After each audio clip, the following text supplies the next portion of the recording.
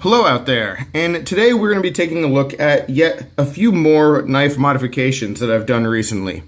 And just like every other knife mod video that I've done, there are trials and tribulations, there are successes, and there are certainly opportunities to do things better. So that's what we're going to get into. We're going to talk about these three knives, the Boker Kwaiken up here, another CRKT Pilar, and the Kershaw Pico.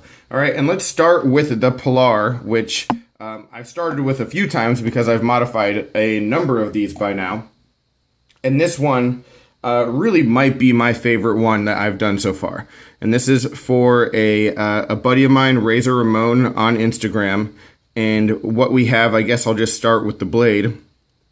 What I have here is an etch pattern that I guess looks sort of like scales or skin, but was originally supposed to be like a giraffe pattern, and I thought that would look pretty cool in a knife, and it does look really cool, but it doesn't quite look as giraffe-like as I anticipated it being.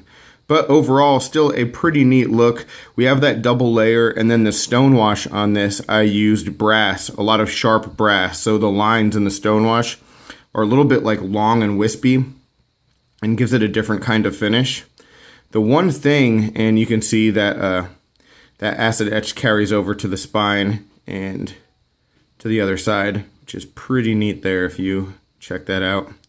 But the one thing that I wasn't sure how to do, and worked out okay on this side, but it worked out okay on the lock side, but on the show side here, you can see there's just a gap between the bottom of the pattern and the edge of the blade, because I didn't want to put a double etch on the edge itself, because I didn't want the edge to be uneven.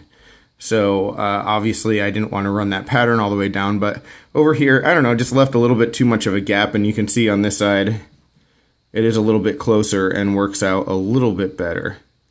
But overall, just a really neat new design, and some new ideas for me to play with when I am doing etches in the future, that is for sure. And then moving back on the lock side, this is just a simple bronze, pretty good even coating. You can see I also polished all of the hardware and the backspacer. And I don't know, guys, I talk about this all the time. I just love polished hardware. And I think as far as hardware goes, it's the easiest way to get good looking results, without a lot of extra work. It takes only a couple seconds to get hardware polished, and it makes a huge difference. All right, so that's why I always go that direction. And then when we're talking about this show side scale, what we have is a pretty neat multi-layer etch on this as well. The bigger spots here are actually just a little bit of like a wispy pattern that I put on with the nail polish. And then when I acid etched and stonewashed, you got like the stonewash pattern beneath it, but then this is actually just the original scale beneath as well. So just a lot of layers to it, and it came out pretty cool. And what I was realizing was that the acid etch here and this one here didn't really blend together that well. There wasn't enough contrast, and so I heat anodized the whole thing after the etch, which gave it this like really dark goldish bronze, almost brown in spots look, and that came out great. I mean, it looks pretty darn neat. I like it a whole lot. I think in a recent video I talked about how I figured out that it will work to anodize after the acid etch. And it's not quite the cleanest result, but it comes out looking very cool. It's a nice effect. So the speckled pattern, try to bring it closer so you can see that a little bit better. Yeah, so you can see where like the speckled nail polish there before the acid etch, which again just adds a layer of visual depth. And then on the other side with the clip, I sort of did the same thing with some speckles, but didn't anodize that, just gave a little contrast with that and the lock side scale.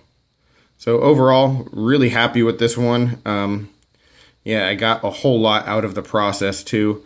Definitely have some more ideas about ways to improve on this, and keep developing the designs that I'm using and getting cool results. But as always, the Pilar is a great knife to modify. Just a lot of fun. It goes back together easily and well, locks up perfectly. So no real issues with that. And some of the inspiration and the ideas that I got for at least the scale on this Pilar was from the stuff that I was doing with this Kershaw Pico. All right, so this Pico was all about transitions.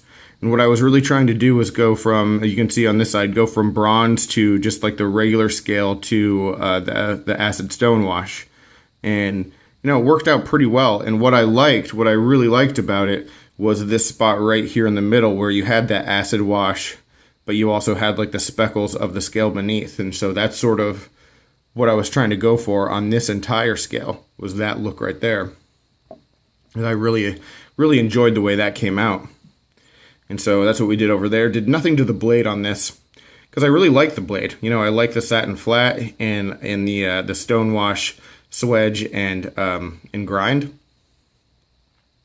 And then on the other side, I sort of, again, focusing on transitions, what you can see is like a little bit of texturing that I put on the scale itself.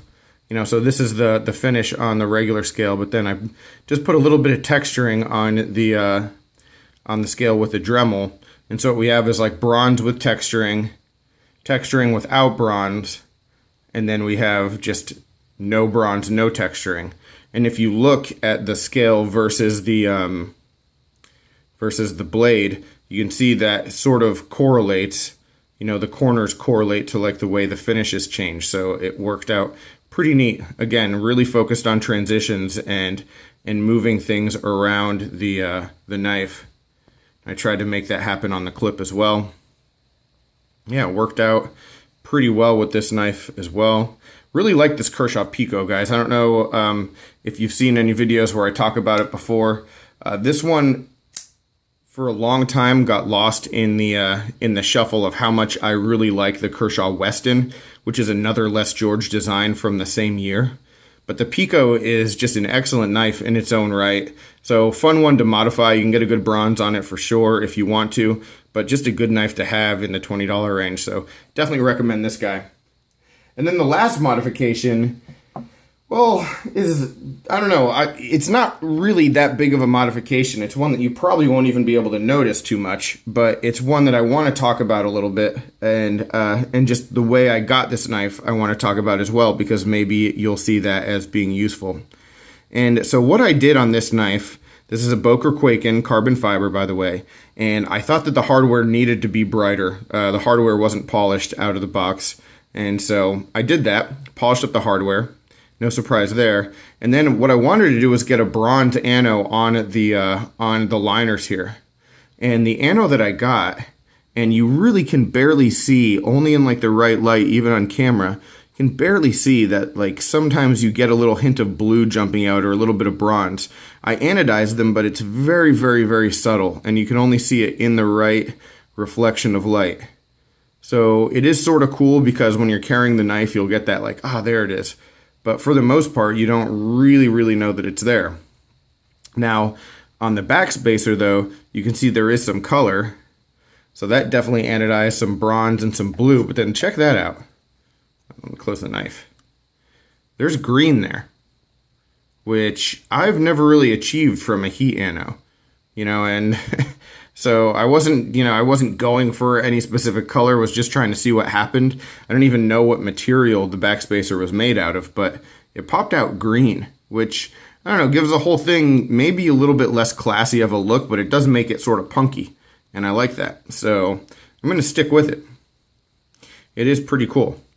Now, two other notes about this knife. One, underneath these carbon fiber scales, you have more hardware that basically keeps the backspacer connected to the liners. And that hardware was without a doubt the worst and most heavily Loctited hardware that I've ever seen in my life. I really think it was like Gorilla glued in. It was an absolute joke. T5 screws, by the way, underneath here. And it was very, very difficult to take the knife apart. And actually, the reason why I anodized the The reason why this backspacer actually got anodized was because I had to blowtorch it to loosen up the Loctite. So that's where the color started coming from, and then I just went with it once I started. So wanted to let you know about that. Not the easiest knife to get apart, that is for sure. And the ball bearings are not captured; they're free floating. So that was a bit of a disaster. But you know, got it back together, worked out just fine. But I wasn't expecting a lot of the stuff that I encountered there. But one other thing about this knife. If you're watching this long, maybe you'll appreciate this nugget of information. I got this knife on Amazon. Amazon has their warehouse deals, all right? And the warehouse deals are basically, they get used products, in this case knives, that are, that they check over. Maybe they're returns or somebody didn't like them or whatever it is, and then they sell them at a discount. And a lot of times it's like a $5 or $10 discount, not really a big deal. But this knife, which regularly sells for about $140, was on there in very good condition for $80. $80. And with Amazon, if you don't like something, you can just return it. And so there's no, there's no obligation. And so I said $80 for a carbon fiber Boker Kwaiken, excuse me. I've got to do it. Kwaiken wasn't really on my list of knives to get, but I decided let's go for it. And when the knife came to me, let me see if I can grab the box real quick. When the knife came to me, so you get this Amazon warehouse deals inspected, safety seal, all this good stuff. Everything's put together just fine. And then the knife in very good condition with like small cosmetic blemishes is what they said. It was just dirty. That's it. It looked like it had been used to cut a little bit of cardboard and had a little bit of like glue on it, and just hadn't been wiped off or cleaned. And I wiped it off, and there's a couple really small surface scratches on this knife, but that's it. Other than that, it's brand new. So I got a killer deal on this knife, and it's something, again, if you're checking out Amazon, if you're on Amazon, check out those deals, because like I said, if it's something that you end up getting at a good deal and it's too dinged up cosmetically or whatever, just return it. You didn't like it. And yeah, no obligation to you there, no harm, no foul, but you might get a very good score like this was for me. So yeah, just a little bit of advice there for you. But any other questions, comments, complaints, suggestions when it comes to all of these mods, definitely let me know down below. Here we are one more time. But I will be talking with you soon. Thanks again, and have a good one.